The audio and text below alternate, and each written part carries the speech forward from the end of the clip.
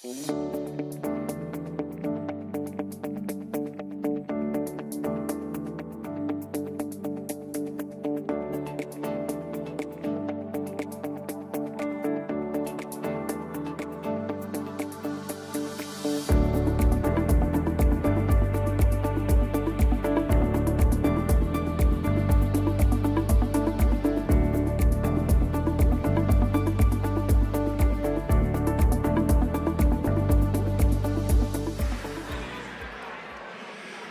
morning, everyone. Good morning. Almost afternoon, almost time to go home. So it's a few minutes early, but I know nobody's going to complain if we get moving on a Friday. That way everybody can get on the road a little earlier. A few notes before we move forward. First, Anja Howard from ICCB, it's her birthday, so if we could all wish her a happy birthday.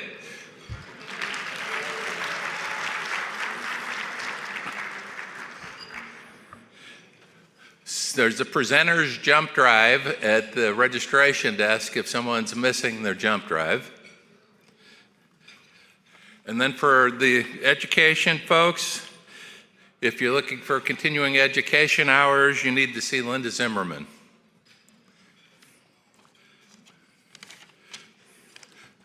So the summit is coordinated by the WIOLA Professional Development Committee, which includes representatives from the 4 core partners and the IWIB. They include Jess Wright from the Donovan Company, she represents the IWIB, Lisa Jones from DCEO, Tiara Jones from IDES, Andy Lasasso from Rehab Services. Of course, Andy would get cheers. I was going to tell people to hold their cheers till the end, Andy, but sorry.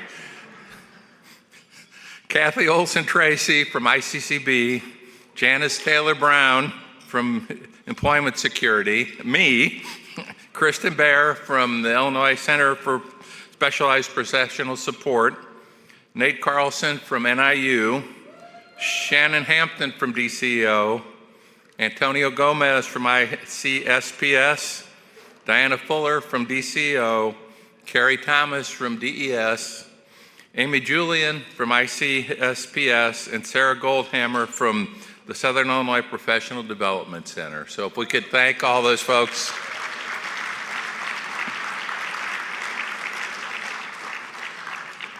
Special thanks to the registration team, including Terry Chandro, Linda Zimmerman, Brittany Boston, and Elizabeth Yoder. And a thank you to Amy Fornaceria and Kristen Baer for all the HUVA support, marketing, and social media.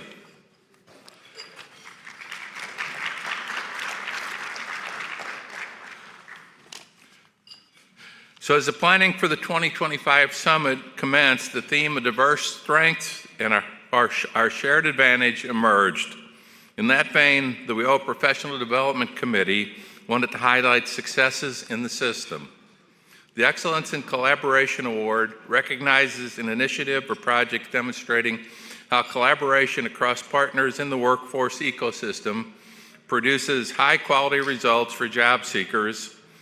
Nominations were sought, and each awardee had multiple active partners and had demonstrable results. The response was fantastic. We know many great things are happening in the system, and we're excited today to award 2 Excellence in Collaboration Awards.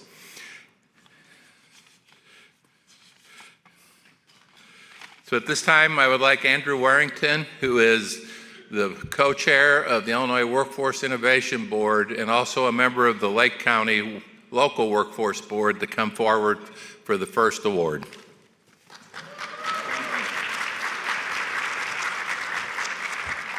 Thanks very much, Tony. Tony is famous in these circles for his statement that once you've got the microphone, then you can say anything you want. Isn't that right? So I might go a little bit off-piste here and take the opportunity to say a couple of things on behalf of the Illinois Workforce Innovation Board that I have the privilege of co-chairing with Kristen Richards, who's the director of DCEO. So I want to echo, first of all, the thanks that Tony mentioned for the team that has organized this amazing conference that it's been my pleasure to participate in as a listener for the last 2 days, and I think it's worth another round of applause to that team for doing it. Over these last couple of days, it's such a shame that you got to pick and choose the seminars that you go to, right? Because that app, you know, I'd got like 3 of them marked for each time period that I would like to go, and you've got to select. But I think we'll be able to reprise it online. But it's really, truly the best of Illinois is what we're seeing here. The most massive database of best practices that we have going in the workforce system, that you have the opportunity and actually the obligation, I think, to pick those practices and ideas and things that you're going to do differently or you're going to implement in your own work on Monday. So my first comment is really a charge to everybody here to take your pen and pencil that you've probably got right now. Thanks very much for doing that. And write down 2 or 3 things that on Monday morning you're going to do that you have learned here that will improve what you're doing in your own work, in your own area. The second thing I want to say is thank you to all of you, the workforce professionals and practitioners. This is truly important and meaningful work that you all do every day. I can't think of anything that is more significant than connecting market economics and business in Illinois and employers in Illinois to the future of workforce, getting people trained for the future of what those jobs are. And it's incredibly meaningful and important to look at work as the dignity of work, the importance that everybody has in their job, and how it helps them emotionally connect to what they have to do and what they're doing to support their families, and in the process keep the work of the economy working strongly. I asked that question yesterday. Who is the Bill Gates of workforce? I'm not sure that we really have a Bill Gates of workforce. I wish we did. It would be nice if we have maybe a few of them, but truly every day, you guys are the Bill Gates of workforce. You're making a difference, and it's really awesome with what you're doing. And I respect your commitment and your dedication. There are many people in this room whose literally life's work has been this project of putting people and employers together for the future. So the second vote of thanks that I'm giving you today on behalf of the Illinois Workforce Innovation Board is to you and the work that you do every day. So a round of applause for everybody in this room. And additionally, I think, you know, everybody in this room, but there's a bunch back home, right, who are keeping the shop open. So I certainly appreciate that too. So thank you for that. All right, I now can't read it because I don't have my glasses, but Excellence in Collaboration Award. I'm going to give you in what is they call it, full disclosure. So this is an amazingly collaborative project that has taken place, and the element of full disclosure that I have to give you is that the winners of this award are 2 organizations, and I happen to be on the board of both of them. I did not have anything to do with how the winner was selected. I assure you, it came as a big surprise to me. I did know about this program, though, and it's an awesome program. So this is a parent mentorship program, and the idea is that United Way and the local workforce board got together with the Hispanic American organization for community education and ran a program where this had been going. United Way started it for 3 years, getting parents to volunteer in schools with their kids, combine that with training on IT and literacy, and become better teachers or pre-teachers, para-teachers for the kids in the classroom. And they got paid a bit of money, a stipend for doing that, as well as getting the training. And that has since expanded when United Way asked for help from the Workforce Board to 53 paras and mentors for 2024 in the Waukegan School District. And that has translated into 2 of those folks getting hired as paraprofessionals, and hopefully will join the Waukegan School District's teacher apprenticeship program. So I want to award this first award to the Lake County Workforce Development Board and the United Way of Lake County. And I see Jennifer there. If you come up, and we'll give you the award.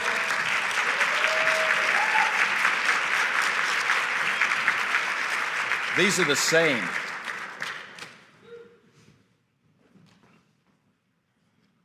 There we go. I've got it. I was concerned that I would award the wrong one. Jennifer, congratulations. Thank you, Andrew. So maybe we could get in front of for the picture. All right. Do you want to say anything? Okay, this is not my Academy Award moment. I have bigger aspirations, but thank you. This is because we work together, and that's what it's all about. There is nothing we do alone. And the partnership we've been able to create in Lake County just continues to grow. We're not stopping at paraprofessionals. We've implemented teacher apprenticeship programs in Waukegan High School as well. So we're continuing to grow this program with our partners. I have to call out this table in the front of my team members that do all the work every day. So thank you, everybody.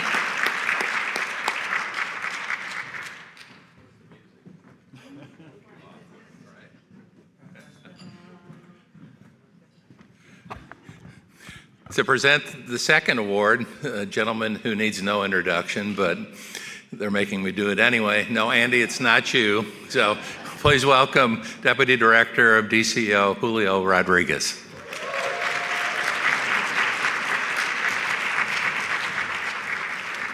Of course, following Tony, you always have to bend. Okay. First of all, I just want to say that I'm so excited that we're recognizing collaborations, because they're probably the hardest things to do. You know, and we're often accused in this sector, workforce, that we're in silos. I mean, I've been in so many rooms with so many people saying, oh, the workforce system is so siloed.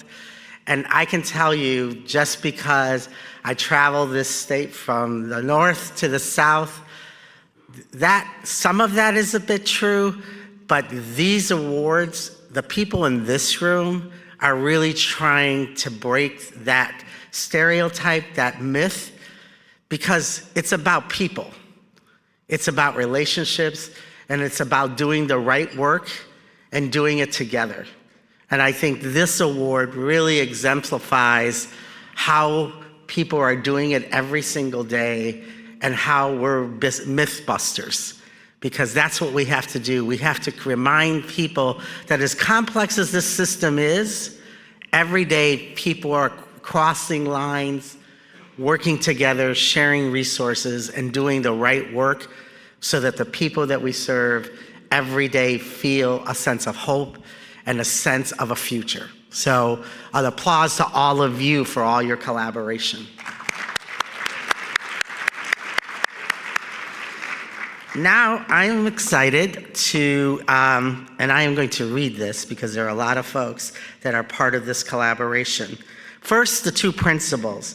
the Illinois Manufacturing Excellence Center, or IMAC as we love to call them, they're one, and then the Land of Lincoln Workforce Alliance, ALWEA 20. Their training partners include not only IMAC, but the Lincoln Land of Community College, who was their CDL provider. Their manufacturing partners included Ace Sign Company, Bunomatic, Eaton Corporation, Heritage, Mellow Cream, Richardson Manufacturing, and Solemn Colors. So what's really great is you've heard how many businesses made up this collaboration and how diverse that business group was. To me, that's really exciting. Because remember, we've been talking about how do we make businesses not only our collaborators, but our co-investors in this work. And to me, this is one example of how they're doing that here in Central Illinois. So let me tell you a little bit about the project that they had. It was an initiative that really looked at manufacturing and really worked with those companies to really think about how to address some of the critical needs that they had, not only in recruiting employees, but also retaining them. And what were some of the training and skill sets that folks needed to really be successful within each of these companies? So some of that included looking at programs like process mapping, quality systems, job instruction, job retention, leadership development, change management, supervisory, a whole host of various types of processes, both technical and actually more in terms of leadership. All of these types of various trainings were provided. In one cohort, there were 198 employees that participated in these various trainings. Another group just recently that happened in the year 24, they trained 154 employees as part of this collaborative.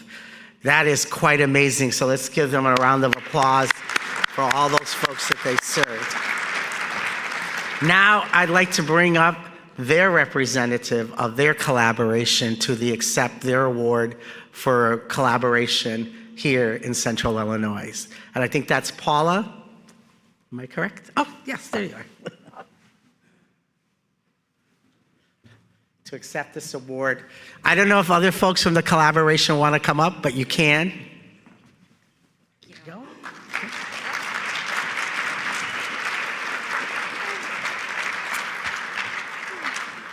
So just want to say thank you. Our model for IMEC is to collaborate with so many business partners and organizations. So really this award is for everyone, yes, right? Who's partnered with us.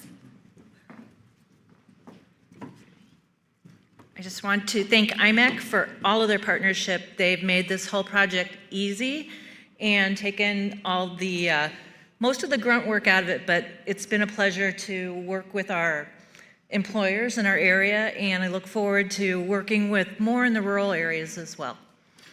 Absolutely, and I'd second that, and this is actually Michelle Perkins' baby, and couldn't have been done without her leadership on the project too, so thank you.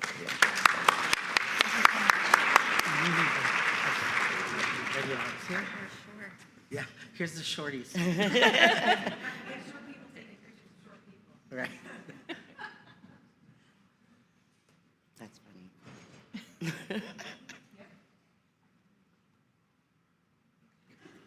Thank you so much. Great job, guys. Yes. Thank you. And I want to make sure we say this. Happy Mother's Day to all the mothers, grandmothers, and everyone who have children.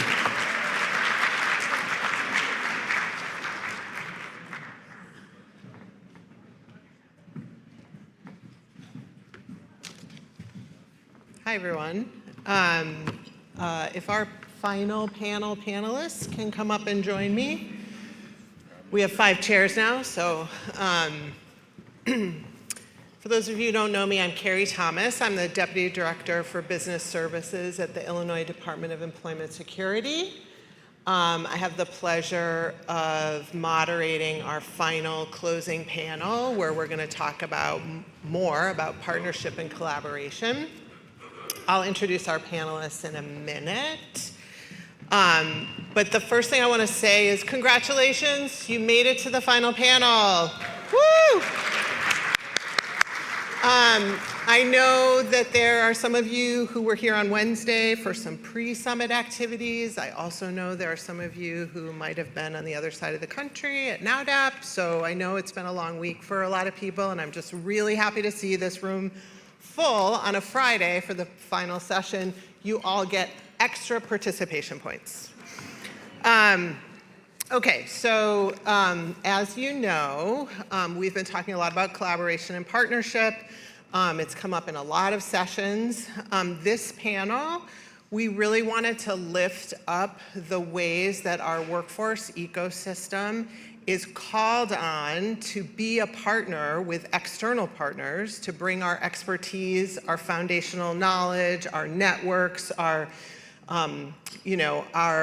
way of doing business to external partners, and that aren't often like in our MOUs or in our service integration plans or in our referral guides.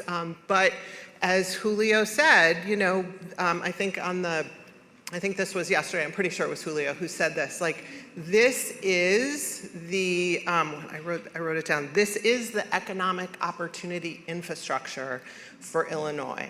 And so we have many, many partners. I know on a day-to-day basis, many of you are working with external partners who might not show up in those plans or in those MOUs, but it's happening all the time, and we kind of wanted to lift that up for our final panel today and talk a little bit about what works, what doesn't work, some best practices and things like that. So joining me today are, let's see if I get everybody, are Marissa, so I'm gonna start on my far right. Marissa Lewis, who is the Workforce Development Coordinator at Current. Many of you know her from her work in our wonderful workforce ecosystem and at the Chicago Cook Workforce Partnership. I think some of them might be sitting at that table. Then next, our award-winning friend from IMEC, Paula Velasquez. So congratulations on that award. And then we have Paula, right? Okay, sorry, we didn't mean beforehand. Paula Nachtrib from, who's the Executive Director of Workforce Development at Illinois Central College. Jennifer Perrick, who serves as the Chief of Programs and Support Services for the Illinois Department of Corrections. And then here on my right, Dr. Gina Corona, who's the President and CEO of the Workforce Connection from Rockford. Great. So just so everybody is aware, all the mics are ready to go. So when you're ready to answer a question, you can just pick up the mic and it should be operating. So I wanted to start, actually, Jennifer, with you. And I wanted, if you could just start us off and tell us about how you've worked with partners in the workforce system. Specifically, how did that collaboration contribute to your workforce goals at the Department of Corrections? Absolutely. Good afternoon, everyone. I see some familiar faces in the room. Thank you, first of all, for working with Department of Corrections. For the ones that are considering working with the Department of Corrections, thank you for considering it, and please come knock on my door. In 2017, I was the Assistant Warden of Programs at Kewanee Life Skills Reentry Center, and it was a reentry center, but workforce was nowhere on my radar. And Mark Lohman, who ran the Workforce Center in Kewanee, knocked on our door. And it changed really the trajectory of how we look at workforce and collaboration and partnerships for our individuals going home. Any given day, we have about 30,000 people in Department of Corrections custody across 27 facilities. They all sit in a workforce area. They all, 95% over them, return to the community. And one of the things we correlate with success for people is people having a job or released and connected to a job prior to them releasing that pays a living wage. So we knew on our end we had to do better. around career and technical education, linkage to employment, but we can't do that alone.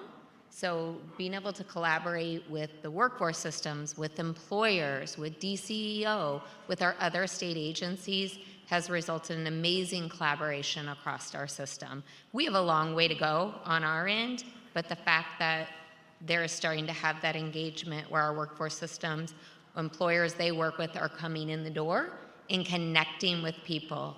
We've been able to do different training partnerships around welding, get people certified, do Department of Labor apprenticeships, apprenticeship programs.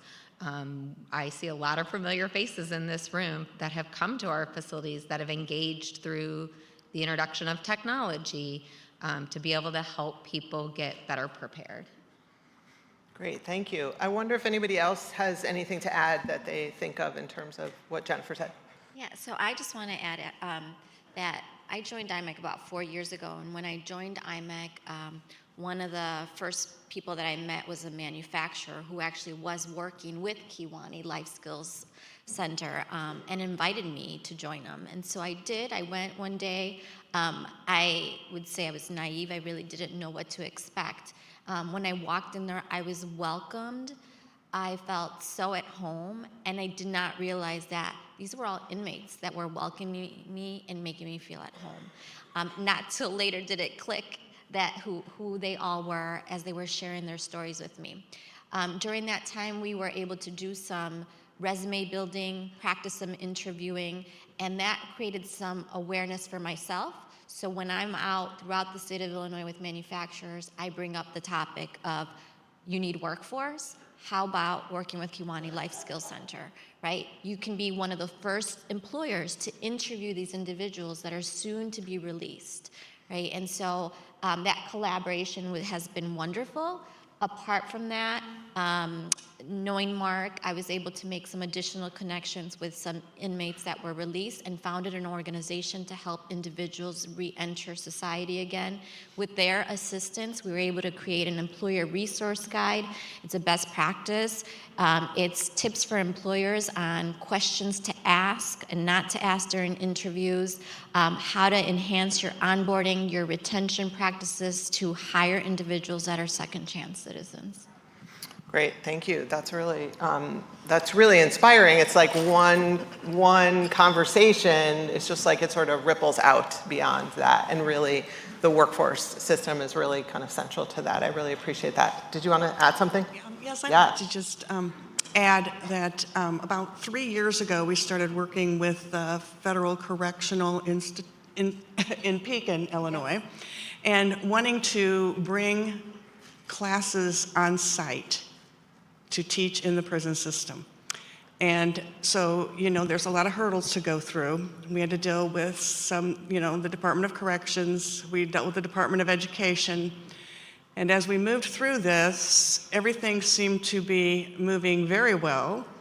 We were approved through the Institutional Action Council, and then we had to go to the Higher Learning Commission to see if we could take a program and work with it on site, which would allow the students to be Pell eligible. We were able to do that a year ago in April. We now have our fourth location of Illinois Central College at the Pekin Federal Prison, and they are business specialists is what we've started with, but we hope to bring some more programs now that we actually have a site at that particular facility. Great, thank you. That's really great, and to sort of, also connect the dots. There are probably many, many people in this room that know about the Illinois Reentry Council, and which is a big network of people from all over the state who are involved in reentry, and a big priority of theirs is thinking about the educational opportunities and the training opportunities in the facility across the state. So it's really a critical partnership that I can tell is just only going to grow just based on people hearing about this today. So Marissa, I actually want to turn to you and kind of similarly, how can you just tell us a little bit about the work at Current, and I guess tell us a little bit about Current and the collaborative efforts and how you envision the workforce and education and training system kind of working with Current? Certainly. And I want to thank you for calling attention to my workforce system bona fides. I was at LWIA 7, the Workforce Partnership, for about 12 years, and I'm so happy to see a lot of my colleagues from that time here today. I recently, and also Carrie saying MOU was very triggering to me. I just want to let you know. So I, earlier this year, left and joined an organization called Current. And I will, so it's not up there, but it's Current as in current of water. And it is a nonprofit that is dedicated to accelerating innovative water technology and addressing the world's most pressing water challenges. And it is not, so it's a Chicago-based nonprofit, but it actually is not only a statewide Illinois initiative, our biggest program, but it's actually a 6-state Midwest initiative.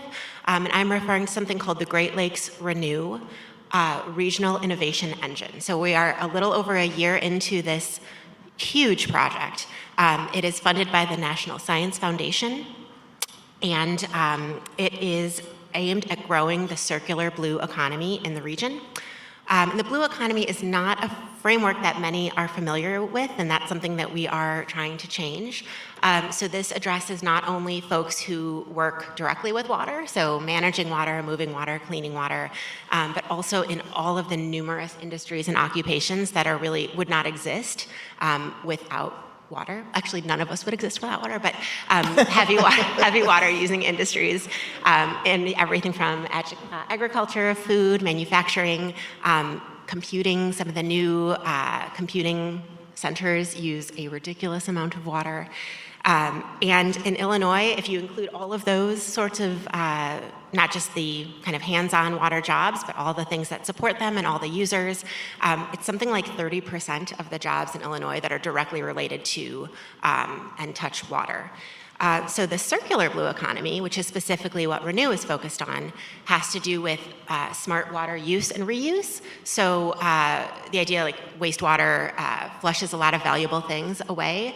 And so we have, as part of this Renew initiative, scientists that are working on new processes, new technologies, to recover valuable minerals from wastewater and to get some of the harmful contaminants out. So the collaboration piece. So this whole project, this Great Lakes Renew initiative, is one big collaboration that does not just transcend fields, workforce, we have universities, we have researchers, we have employers, but it transcends state lines as well.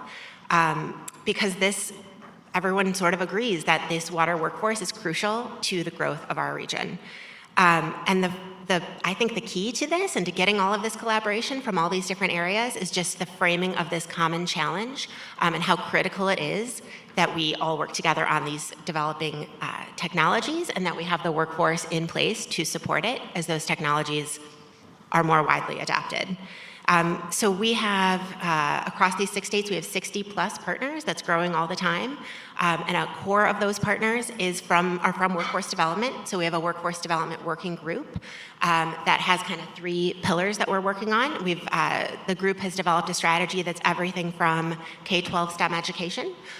So ensuring that young people are aware of the importance of this sector of the economy and that they are getting some hands-on exposure to like working with water. And so whatever field they end up going into, that they're sort of aware of how their skills might be applied to solving these water challenges.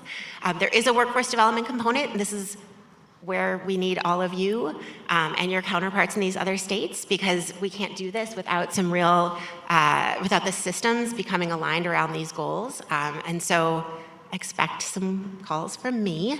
And then we're also working with higher education to make sure that there are clear pathways for people that do want to apply their skills to water challenges. So yeah, I think, like I said, it's one big collaboration. And so far it's been incredibly fruitful, just the amount of work that we've been able to get done in the short amount of time since Renew started. Thanks. That's really exciting, actually. The blue economy. I think maybe, I know both Paula and Gina, you've been involved in projects related to the Climate and Equitable Jobs Act implementation, which is really, I know many of us go way back to when the green economy first started, we first started talking about that, but I just wonder if you could comment on just how collaboration works in that CJA space, and kind of any advice you might have about like, okay, how do we actually get to implementation when we're trying to frame a new way of thinking about jobs? Yeah, I think I will be talking about it a little bit more later on, but I would say that we have a collaboration that consists of some of the regular partners. I call them the community college, our organization, Goodwill, a social service organization, but then we also brought in community-based organizations that have not typically been a part of always our world and our region at any rate. And I think that my biggest advice when you go into a big collaboration like that is it is a lot of work, but there's also a really large reward. And, the main thing is commitment. Thanks. Yeah. I'll talk about, we started with the solar training program back in 2018, which was ComEd, had that at that time. And then we moved into FIJA with the Department of Commerce and Economic Opportunity, which took over the ComEd solar pipeline training that we do. And over these years, what we've been able to do is establish kind of a network of our solar employers in the area, which are lots of times residential, but we do have commercial. And it's expanding to the point where now we have the solar farms, and our students are able to go out and see a whole nother avenue that they could look at once they complete this solar program. The solar employers and those that are doing these projects have been extremely helpful. They provide instructors. Some of our employers come in, especially with the electrical component of it, and just give their time in instructing the students with some extra hands-on. Then we also have employers that, one of the things we found out with solar training is they better be able to climb on a sloped roof before they leave, because that was the employers would say they're afraid of heights. I can't. So we just had we had a roof that was built by our students at the college, but we just had a new one that was donated and was built with a sloped solar roof. So our students do get chances to go up and learn that it's a little higher up when you're there, and you need to be able to do that in that field. In addition, we've just completing our first year of our CJA construction pre-apprenticeship program, and that is really in partnership with the unions and the West Central Illinois Building Trades here, as well as we're working in a partnership with DCO/Hire 360 out of Chicago. And outside of the MC3 curriculum, it's a very structured curriculum. We have union instructors that do this trade that come in and help these students build things. It's amazing the partnerships that we have established with this. Almost all of them are, at least this first few cohorts, have been either applied at different apprenticeship programs. A majority have gone into the carpenter's apprenticeship. Next year we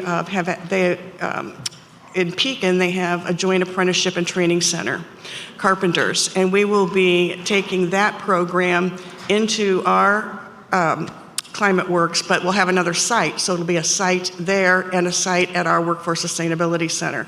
So the partnerships are broadening, and it's been a great collaboration. Thank you. I'm sure that there's manufacturing involved in all of these economies, because it seems like we regularly come back to manufacturing, and it is always one of our priority industries in Illinois. Paula, we know that you're a great collaborator. We know that. We know IMEC's a great collaborator. It's probably at the core of why it exists.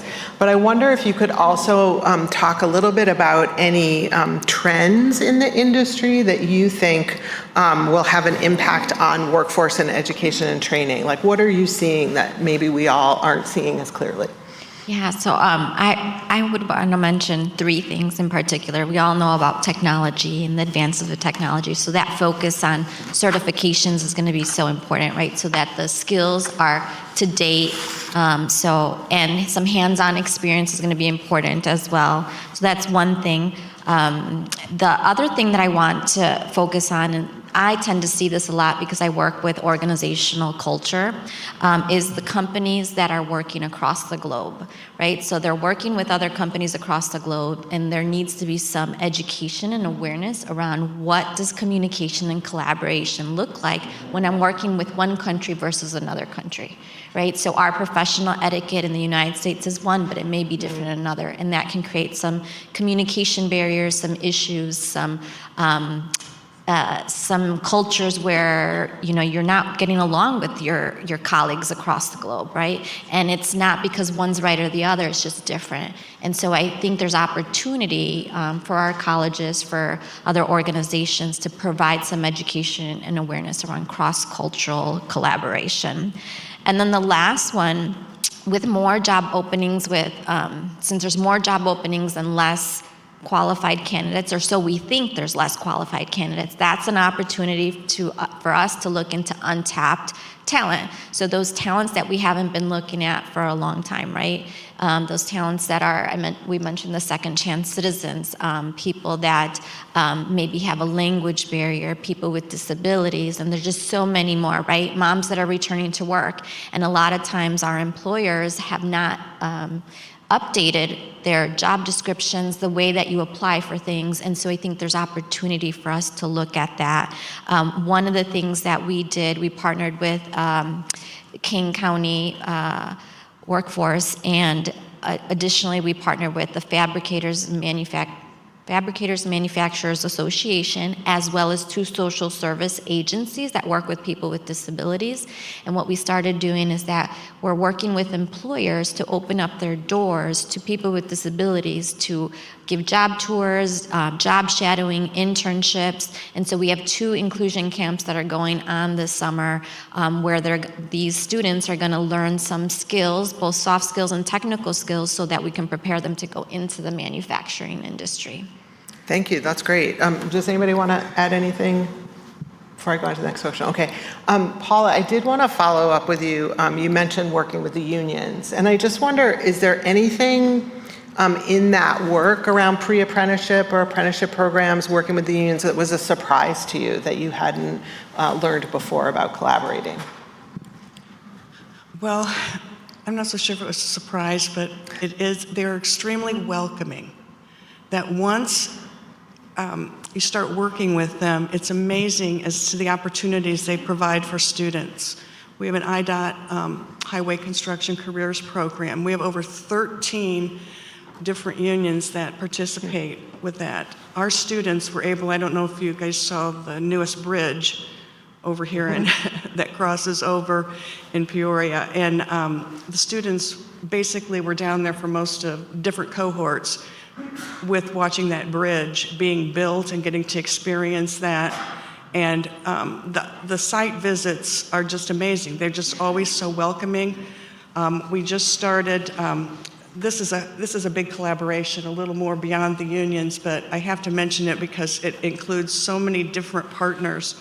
We started a highway materials program, which is, so IDOT really wants a shorter term program to get individuals maybe into the asphalt. The Illinois Asphalt and Paving Association was the big group that came to us and asked us if we would be willing to set up a program for this with IDOT's blessing and the West Central Illinois Building Trades. And what we found is we have United Construction Management Group here that is huge. They're heavy highway construction, and they provided the instructor for the lab part. We partnered with Bradley University for their asphalt lab, where they do all the testing there, because the students need to learn not only how to mix the asphalt, but how to test it to make sure it's going to work. We partnered with Lakeland College to provide the classroom instruction, and then the students, and this was a surprise, and this was really a surprise, that the Illinois Asphalt and Paving Association invited the students in March down to their conference, and they each received a $500 scholarship to continue on. And so they're so welcoming, and so I think that's the biggest surprise, that once you get working, and especially in that industry, they're very welcoming. Thanks, that's really, I mean, that's, again, that's like the ripple effect of just starting to partner, and you kind of never know what might emerged.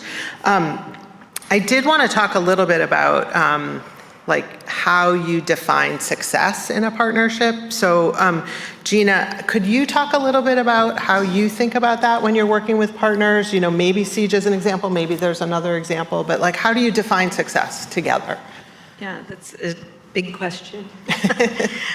So I will talk about CEJA. In my region, my organization specifically, we, I think, have applied for and gotten every CEJA grant that is out there right now, with the same core partners and adding in partners as it makes sense for the grant. So just to do the setup, it is the Workforce Connection, which is Alwea 3, Goodwill, which runs our one-stop and then is also, you know, obviously Goodwill. Rock Valley College, which is our community college partnership. Region 1 Planning Council, which is our EDR. And then our community-based organizations are Think Big, which is an entrepreneurial organization in our community-based organization, the Awaken Foundation, which has a variety of apprenticeships and pre-apprenticeships, and Zion West, which is another community-based organizations. And our community-based organizations come out of the communities that are identified in you know, this project. And all of them had training programs that had been running for sometimes, in the case of Think Big, several years, in a variety of different areas. Some of them were clean energy related and some of them were not. One of them was culinary. But they were organizations that I had reason to have gotten connected with through a variety of different things that I've done over the years. And so when we look at our region, you know, we have a very high percentage of, unfortunately, of people that don't have high school diplomas. Our largest school district fluctuates between 65 and 68 or 69% of their students, which leaves a lot of people that don't have high school diplomas, let alone college degrees. And we also have a very low percentage of people who attain anything above a high school diploma, let alone, you know, a bachelor's degree. So when you look at us in Illinois from that lens, we have some work to do, right? And so one of the things that we recognized was that many of the things that we've tried over the years worked. Sometimes they worked for a little bit. Sometimes they, you know, worked and then stopped. But we had never really gotten this secret sauce thing of what really is going to reach into the people that are in that community, because as it turns out, our region is at full employment. We have the lowest unemployment that we've ever had. And so where are all these individuals to fill all of these jobs going to be coming from, right? And so my contention has always been that we had a lot of disenfranchised individuals, with some of them with barriers and some of them who just never really liked school and they never really understood the connection between training and education. So that's the long story of why we got into it the way we did. But how do we define success, to answer your question? So I think, you know, when I was thinking about this, I'm like, well, there's some obvious things, right? For all of us in this room are beholden to grants that have performance metrics. And so, of course, we define success concretely by those performance metrics, right? But, you know, in the case of this, I think that one of the ways that we first defined success was that when we got together to talk about writing this grant and doing this grant, and then it took a very long time for us to get the money. Who else is in CEJA in this room? No offense. But we realized that there was a concept that we thought might actually work and have some traction for getting this workforce prepared in our community. And so we stayed at the table through the entire time of waiting, and we started to sort of develop some strategies. And I think that we all felt that regardless of whether the money was going to come in, we needed to figure out how to make this work. And so I would count that as a success out of the box, and you know, and then the fact that we've stuck with it. I think that, you know, also, you know, we have some. When we decided, like, how are we going to track our data for this, we decided that it was really important that not only did we obviously figure out what all the performance metrics were, but then how are we going to split up this pot of money that we had that we needed to, we were all saying, well, we'll train 20 and get 20 jobs and do this and do that and do the other thing, but we had to track that, right? And then we also had to be constantly reevaluating that and looking at, did we allocate things the right way? And so we thought, well, this is going to be tricky, right? If a partner who has a stake in the game or has a training program is the person running it, that might be tough from a collaborative standpoint. So that's where we pulled in our Region 1 development. And it was kind of funny because I got a little bit of pushback in the negotiation phase. We're going to have Illinois WorkNet and they're going to track all the data. So why do you need to bring in somebody to do that? And I said, well, I don't really think that data is always all about the numbers, right? It's also about collecting that data and then analyzing it and figuring out where your holes are, where your gaps are, where your successes are, and then being able to actually sit down and talk about that as a group. And that is not always easy. And I will say that I'm really glad that we made that decision because it's made it a lot easier to have a party that just sort of is this it's almost like a scholarly person that's just sort of telling you, what is and what isn't. Also, we have a commitment to always jointly decide everything. And to do that for 2 years, 2.5 years now plus going is a pretty big deal. And so sometimes we have some tough conversations, but we've made that commitment and we've done it. We have started, and we've graduated 2 cohorts in solar. We have a construction and weatherization, and we're going on our 3rd cohort with that. We have CNC with our community college partner who is here in the audience, and the reason why we have that is because our manufacturing economy is very strong, still about 24 to 26% of our jobs are in that sector, and it's aerospace. And so there's a lot of connectivity into the clean energy space. And so we've had some successes to start, but in addition to that, I'd say that we've all made 3 major commitments into this. And the first one is we are all committed to the manufacturing concept or the engineering concept of continuous improvement. And doing that without judgment, right? So we want to sit down and use this data and use our outcomes to actually really be able to be vulnerable and say, this worked, this didn't work, what are we going to do different? And I'm really happy to say that not only have we done that as a team, but now individuals are doing that as we're going into we just had to do our budget mod. Those of you who are in the room know that. And we also are looking at year 2. And people are actually saying, this is what we want to do. We think we can tweak this. We think we can go here. We think we can do that. The second thing is that and this is a really big thing. We gave permission to particularly the community partners in our room to constantly refocus us on what the mission and the true meaning of this grant was, right? So we are reaching into the equitable communities that have not been well served. And when we ever go down a road where we may forget about that, when we get tied up in the performance metrics, when we worry about the budgets, when we do all the things that we do all the time, we gave permission to people to say, please remind us why we're doing this and why maybe it's going to take a little bit longer and why maybe we're going to need to put some more supports in place and spend a little bit more time and a little bit more money so that we can stop and regroup and focus back on that. And so you say that, but our team actually does it. So we have a couple of partners on there that will stop us in the middle of meetings and say, let's remember why we're here and let's remember why we do that. And we gave each other permission for that. And then the final thing that comes out of that is that we also gave each other permission and do have the tough conversations together. And I'm smiling because I usually end up having a lot of them on my own with people. So that gets a little bit rough sometimes, but you just have to do it. So the only way that you can get through collaborations, particularly when you're bringing in partners that are not from your world, they don't know. They don't know what DCEO is asking for. They don't know what DOL is asking for. They don't know all of the things that we are required to do. And we can't sit in judgment of that We have to be collaborative with that. And so we have to have those tough conversations just the same as I have to listen to what they're telling me when their participants and the people that are in their community, that interact with their community-based organizations are saying, and I need to really hear that, right? And so it's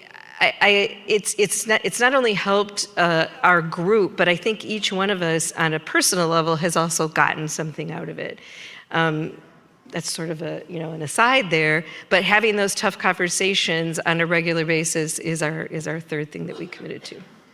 Thanks. I'm really impressed that all of the ways you define success really aren't about performance measures. Well, I did mention them. You did mention them, but really... I did mention them. Everybody out there, Julio, I mentioned them. I mean, nobody denies that performance measures, are important. But I think it's really important, like in a big complex collaboration, there's a lot of other things that are indicators of success, like just being at the table together. That's really... So I just want to see if that sparked anything from any of the other panelists, either how you define success or how you communicate that success maybe to somebody who's not at the table with you. I can't let the performance measures go without a comment from me. That is one of usually the biggest concerns we hear with people not wanting to engage with Department of Corrections, that they believe that we potentially are a risky partner. I will say we're not an easy partner. With coming into a Department of Corrections facility on a regular basis, your bags will be searched, we'll pat you down, you got to take pictures of your tattoos, you got to go through a volunteer orientation, you got to do a background, all those things. We're not easy, but I will say there's a human element to it, and we are worth the risk to take. We've had really good success with our partners. So I hear you on the performance measures. I promise we will do better to be a good partner and really try and make it worth your while. But how we define success truly for us was just getting people to respond to us or to engage with us. But as I get farther down the road and we have built partnerships, really defining success for us is being able to serve people that have barriers, that have not taken the traditional route. Classroom and higher education is not their route that they want to take. Being able to look at people on an individualized basis and meeting them where they are and addressing their work needs, or individuals that have just overall complex needs. That's why they're in Department of Corrections, and figuring out what is the path for them that they want to go. And it's a huge system, and we want to check boxes all day long. But we have to remember we're working with people, and people that are often very highly motivated, talented. They just need the right path and someone to believe in them to take that step. And what I've seen is more and more we have systems, employers that come in and say, you're worth the chance. Here's the training we can provide you. And a lot of times people have not come from backgrounds or areas that even knew some of these things were an option for them. And to be able to see it as an option changes lives every day. Not only for people coming out of our system, but coming out of the federal system, coming out of our county jails, or just frankly, people that have never touched the criminal justice system, but if they didn't walk in and engage with you guys, they would be engaged in the criminal justice system. So for me, collaboration is building those relationships that give people opportunities. Yeah. Great. I have one. We're gonna open up to questions if anybody has questions. So be thinking about those. But one other question is sort of the typical question that we frequently ask and think about, and we have had a few conversations about AI and other technology. But I do wonder, Marissa, if you could talk a little bit, since Current is relatively new, and there's a lot. You did mention there's like a lot of technological change that is part of what Current does. If you could just talk about what you think that means for workforce and education strategies that we should be thinking about. What advice do you have? Sure. So I'm a workforce person, not a scientist, so a lot of this stuff is new to me. But the science side of this Great Lakes Renew initiative is focused on developing, like I said, these cutting edge technologies that are, these materials, these processes, sensors that are all about recovering critical minerals, huge buzzword these days, and getting rid of harmful contaminants such as PFAS, another huge concern. And in the Great Lakes region, we're sitting on 20% of the world's surface freshwater. And so this is a really ideal spot geographically to be able to pilot and test some of these new technologies. And I mentioned kind of how our program or this engine is structured, where we have the research and development of these new technologies. We have an arm that is dedicated to commercializing these, working with industry to adopt some of these pilots, to give feedback, to help entrepreneurs bring their technologies to market, and then of course this workforce piece. And the fact that all of these things are happening in tandem is so critical, because there is a feedback loop built in where, just to give one example, a lot of the funding that we have for this initiative is pass-through funding, so we're evaluating proposals from universities, research universities throughout the Midwest that have folks that are actually hands-on building these new technologies. And part of the proposals that they had to submit, we put a workforce piece in there that was, tell us what skills folks would need to be able to operate these technologies, so we know. And so as we're developing programming, that can be incorporated. Tell us who at your university is working on, whether it's a youth program, whether it's a community outreach program, a workforce program, so we can also connect with that group and help kind of spider our influence throughout the entire region. So I also mentioned, the fact that we're sitting on this great freshwater resource, and how cool that is just for the STEM education piece as well, because a big challenge is just that this is not a framework that is immediately understandable or it's not immediately known to a lot of people, kind of the water jobs field as a standalone industry, because it's not standalone. It cuts across so many different industries and occupations. And our proximity to this great resource is just very cool, not only for the piloting of the new technologies, but also for getting youth interested in conserving this, not through traditional means, but through smart water use, as more and more industries come to this region. I'm going to plug one more thing, which is last night we had an event, Current had an event, and a journalist named Peter Annan came and talked, and he writes about the Great Lakes, and one of the books is about the Great Lakes water wars and kind of the compact that governs the use of this resource. And he's mentioned how a lot of the policies of the past that had to do with like diverting water to water scarce regions, that's not going to happen thanks to the compact. The Great Lakes are protected, but that the future sustainability has to do with bringing the jobs to the water and not bringing the water to the jobs. And so how critical that is for the future of this region, and how we need to be sort of set up for that, and have, again, the tech and the skilled workforce in place to be able to support it. Wow, so we got a new economy coming, we got jobs coming. That's exciting. Anybody else have any thoughts about, like from your perspective, anything on the technology front or anything that you're seeing? I'm not going to share with what I'm seeing so much of advancement. I mean, there's a lot of advancement out there, especially in manufacturing. It's amazing to see all the advancement that's out there.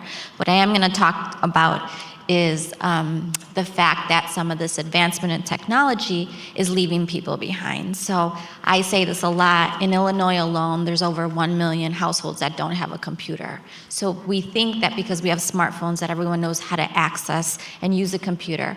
But what we're doing is we're relying on a lot of computers and technology for the hiring and recruitment piece of it, and we're leaving out so many people that come in the door and they can't even log into the system to apply. And so I just share that because I think it's so important that if we want to hire more individuals, we have to be very people-facing, very people-centric in the beginning of that process so that we don't weed out great qualified candidates. I was with a manufacturer just yesterday, and we were talking about how technology, where someone would come into their organization and they would use the computer to apply, helped reduce some of their turnover because they were getting more qualified candidates, but then they also have 19 positions open. And so they're missing out on people. And I asked them if they partner with their community college, and they said no. And I said, why don't you partner with them? Maybe you can hire someone and say within 90 days, right, you have to have so many skills. You have to know how to use the computer. You have to have basic knowledge, right? So there's so many opportunities out there for our community colleges to knock on manufacturers' doors and find out how can we collaborate to get more people in the door. Thank you. Yeah, I think this is it's multifaceted technology, right? It can really have different impacts on different people depending on where they are. So I wanted to see if there's any questions from the audience. Do you want to know anything about water, about working with the Department of Corrections? Is there a microphone? We have thanks. Okay. Anybody else after? Okay, we got one here and one here. But no, she was first and then, yep. We just have a couple more minutes, so I want to make sure. Anybody online? Thank you. I just want to say such an amazing job to the panelists and yourself. This has been outstanding, yes. Applaud. I've learned so much just in all the information that you ladies have shared, so thank you for that. Right now, CEJA is a big word in Illinois. I live in Southern Illinois, and we are getting some things started with, NAACP, our workforce development entities. One of the things, and it was stated earlier about helping individuals that have barriers, as well as meeting them where they are at. My concern is this program initially started and is for underserved, underrepresented individuals in this field of solar and so forth. How can we better serve? Because this was something that I heard about actually several years ago from one individual, Mr. Norris, and he was begging people to be a part of this. Now it's catching on, but I'm not seeing as many minorities or underserved, underrepresented communities in this arena unless you have an electric degree or doing those things. These individuals might be the labor that is taking the panels up on the roof so that an electrician or whomever can connect it. But what can we do to make sure that they're making living wages to support their family? And it's not just doing the labor, but actually getting the technology and the skill set to do electrical work, to put the panels together in the electrical panel and connect all of that. I think one person mentioned that there was a union apprenticeship, but I didn't know what that included and if they could expound upon that. And I'm sorry, I can't see the person who answered, but we are actually working on apprenticeships. So that there is an actual, unfortunate right now, lack of apprenticeships in the clean energy space. Some of that I think is understandable, but so TBD on that one, and we will be shouting it from the mountaintop. I'm actually working with an employer right now, a solar and green energy employer in our region who has one that we are working to get registered with DOL, so more to come on that. But I would just strongly encourage everybody to reach into those communities, whether we like it or not, they're on a map, they're identified, very, readily identified, and go into those communities and find organizations who are already doing some type of work in that area, even if it's training, like the original, the person who's offering our solar training right now is partnering with a person who has an electrical engineering degree, but his original training was for lawn mowing. And those people had, a lot of mechanical skills, and over the last couple of years, the transfer has worked really well. And so don't discount anything, but I think working with organizations that already have that structure in mind in those areas, and I would bet there's several in any area that we are in Illinois, is a really good place to start. All right. Go ahead, Paul. I just want to add that one of the things we do is we make sure they know they're on a pathway. So they may not initially, in a very entry-level although they do receive an ABCEP certification, which is recognized by the industry. So they do have a certification to start with through our solar program. But we have a lot of our Carpenter's Apprenticeship Program has accepted a lot of those students because they're doing more solar projects too. So they are getting into an apprenticeship program where they'll eventually become a journeyman as long as they're there for those 4 years. So that is a pathway again. And then we also have a construction management program at the college, which they can then move into that, which is something that if they want to, they maybe could be working in the field. We're tied in with the apprenticeship with unions on that one too, where they can actually be working part-time, going into the construction management, working in the construction industry in solar or whatever, and then maybe move them into a management position. So we try to just let them know you're on a pathway, but they're changing the trajectory of their lives as well as others in their family. And so this may just be a start, but they're on their way.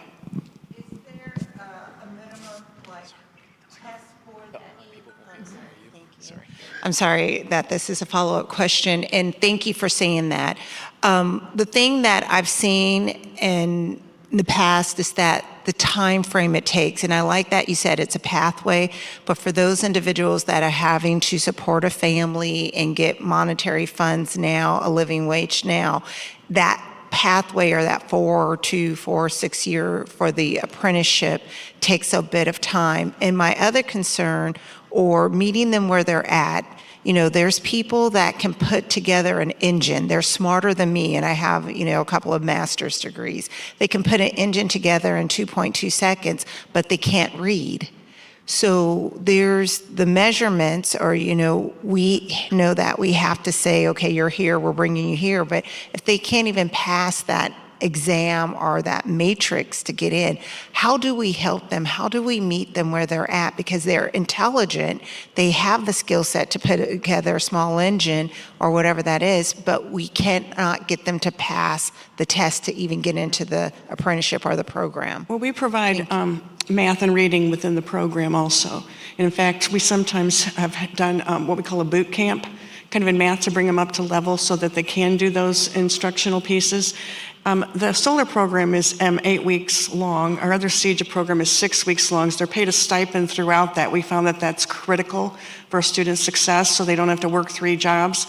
So all their transportation is provided. They get barrier reduction services, which could include if your lights go off in your house, we work with our community-based organizations, and we can get them back on because that'll keep you from coming to class. If they need childcare, all of those resources are provided in helping those individuals get to that point. And then CEJA also has a bridge program that everybody is required to go through before they start the training program. And those supports are in there. And if we identify that they need help with things such as GED, we do that before they go into the training. Every region does it that way. Okay, we've hit our time, but we have one more question. This is the final question. Really quick, thank you. And speaking of CEJA, and a shout out to all the CEJA peeps in the room, because one thing common that we heard is supporting our returning citizens. So I would like to know, maybe Jennifer, is what's that one thing that you speak to employers to, break that barrier? Because, we train them, they're ready to go, they're excited, and then they hit that taboo with the employers, and they're looked upon down like, I don't know. We have to negotiate almost, back and forth to accept them, right? To give them a second chance. So I'd just like to know really quick, what's that one thing? What's in it for employers? How have you broken that barrier? So that's a tough question, actually, and I'm going to try and be quick on it. We do a lot of work on soft skills. We can train people all day long, but if they don't have good communication, they won't keep that job. Or they have a low frustration tolerance and they quickly get angry and they explode and they start yelling, they're not going to keep that job. So we do a lot of soft skills training with people, and that's something that we have really beefed up with our reentry unit, but also educating our employers that are engaging with us on, when you're looking at a 25-year-old that's come in once and they have all the tech skills, right? I mean, that's easy. It's just getting them to show up to work, to not sleep in, set their alarm to show up to work. And then you look at someone that maybe has been incarcerated 25 years and time has stopped for them, but the rest of the world has moved on, especially with technology, is making sure that they feel comfortable enough. A lot of times what we see with people that have been incarcerated a long time is they're some of your most loyal employees if you give them a shot, but they are terrified to be honest, and they're not lying, but they're scared to say when they don't know because they're so desperate to keep that job. So we talk a lot to our individuals is if you don't understand something, speak up. If you don't understand the technology or what's being asked of you, seek clarification, right? But a lot of times they won't. So we try and educate our employers on kind of the difference of what they may be seeing depending on what people's experiences have been. We also encourage employers, if they're looking at hiring before someone leaves, and helping do the interviews with us, which is what we want. We know people are going to be much more successful if they have a job A, B, and C lined up before they leave, is ask us those questions. Tell us what your concerns are so we can help alleviate some of those concerns, or we can address things or do some additional support and training. Having our community-based organization wrapped in to services is really helpful. City of Chicago, super easy to do that. Peoria, pretty darn good. Springfield, pretty darn good. You start getting in some of your more rural areas where there is a lack of community-based services, that can be a little more difficult for employers. And a lot of times you have some big manufacturing employers, they don't even know what some of the resources are. So we are trying better as Department of Corrections to align everyone and educate everyone on what the options are. I want to add to that, that one of the things that our organization does with manufacturers is we do leadership development. And one of the things that we focus on is, or I shouldn't say one of the things, of the many things that we focus on, one is cultural awareness, socioeconomic awareness, where people are coming from, generational awareness, how do we work across teams, how do we become a culture that exemplifies our values and that we can open up our doors and receive anyone, and what does that look like? So it's not just the leadership, it's the executives, it's the employees, so it's training that goes across the organization. So that's one of the things that we are really trying to get more out there, get more manufacturers engaged in that.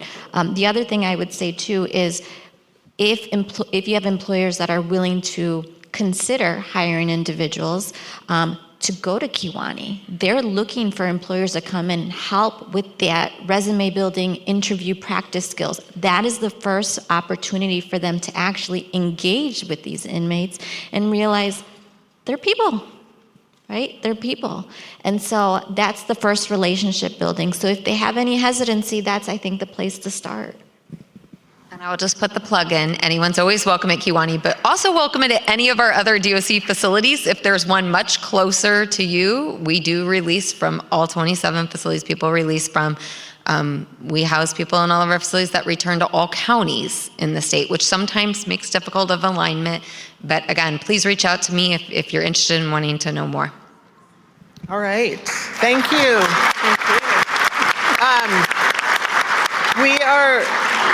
We're out of time. I'm sorry. We're 5 minutes over. I'm sure any of these panelists would love to follow up with anybody who's here. I hope you learned something on the panel, were inspired by something, have something to think about, something to do on Monday. I have one more thing I want you to do. If you have a phone, does anybody in the room have a phone? Pull out your phone. Go to the WOVA app. Go to the app. Click on home on the bottom left-hand side, scroll down, and there's a button that says surveys. Click on the survey and complete the survey for us because we want your feedback for next year.